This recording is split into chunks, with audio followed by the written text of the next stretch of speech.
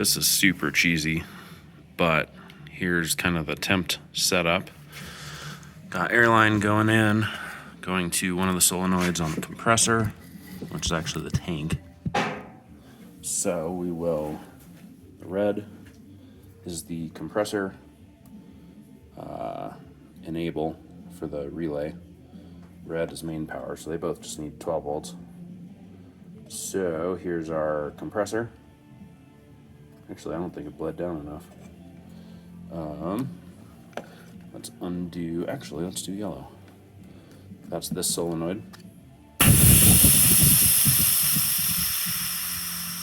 That just bled down our power, or our stored air. Now we're gonna have to fire up the compressor again.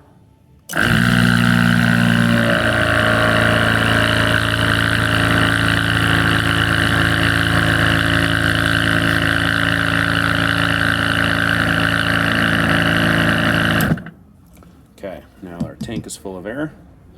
Green is this solenoid. Listen for the clunk of the locker. I undid that a little bit. Should bleed down. Listen for it again.